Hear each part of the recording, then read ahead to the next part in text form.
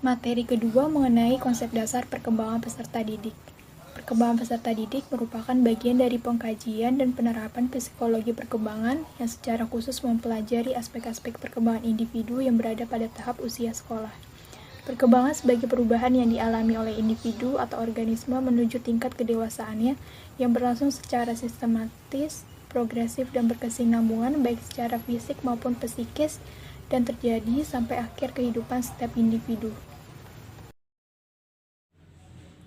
Materi yang ketiga yaitu faktor-faktor perkembangan peserta didik. Harlock membagi faktor perkembangan peserta didik menjadi dua. Yang pertama, faktor hereditas atau faktor pembawaan seperti intelijensi, seks atau jenis kelamin, kelenjar-kelenjar, makanan, luka dan penyakit, gangguan emosional, dan jasmani. Lalu yang kedua ada faktor lingkungan, yaitu faktor yang berada di sekitaran manusia seperti kebangsaan atau ras, posisi dalam keluarga, hawa dan sinar, serta kultur budaya dapat mempengaruhi perkembangan peserta didik. Materi yang akan dibahas selanjutnya yaitu aspek-aspek pada perkembangan peserta didik. Terdapat 6 aspek dalam perkembangan peserta didik. Yang pertama ada aspek pertumbuhan fisik.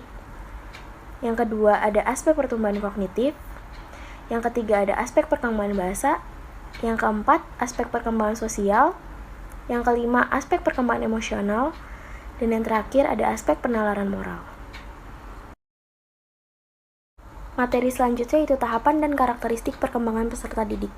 Adapun tahap dari perkembangan peserta didik yang pertama yaitu fase pranatal, yakni fase perkembangan pertama dalam rentang kehidupan manusia.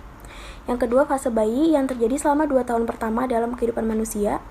Yang ketiga ada fase anak usia dini yang berlangsung sejak usia 2 tahun sampai dengan 6 tahun. Selanjutnya ada karakteristik perkembangan emosi pada remaja. Yang pertama, mengungkapkan amarahnya dengan menggerutu. Yang kedua, rasa sedih yang sering muncul. Yang ketiga, sering melakukan pemberontakan. Yang keempat, seringkali remaja usia 15-18 tahun melamun. Dan yang terakhir, banyak yang memiliki konflik dengan orang tua mereka. Prinsip-prinsip perkembangan peserta didik. 1. Tipe perubahan. Perubahan ukuran dan proporsi mempengaruhi perubahan fungsi. 2. Pola pertumbuhan fisik. Mengikuti hukum proksimodital dan hukum cepalu-kaudal. Yang ketiga, karakteristik perkembangan bersifat berkesinambungan dan berurutan. Yang keempat, perbedaan individu. Setiap individu berbeda-beda perkembangannya.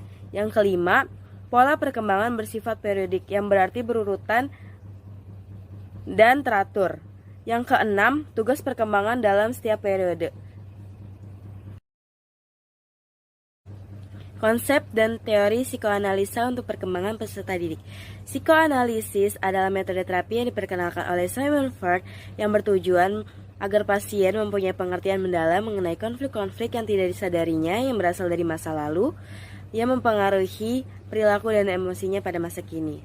Terdiri atas 3 struktur utama. Pertama, ID, sudah ada sejak kelahiran, bersumber dari dorongan, dan biasanya bergerak atas dasar kesenangan. Yang kedua ada ego, adalah mekanisme untuk beradaptasi terhadap realitas. Yang terakhir superego, dapat dianalogikan dengan hati nurani mewakili nilai-nilai yang ada di dalam masyarakat atau anggota masyarakat lainnya. Materi yang ke-9 yaitu konsep dan teori psikososial Erik Erikson untuk perkembangan peserta didik. Erik Erikson merupakan tokoh penting dalam aliran psikososial. Erikson berasumsi bahwa perkembangan manusia terdiri dari beberapa tahapan.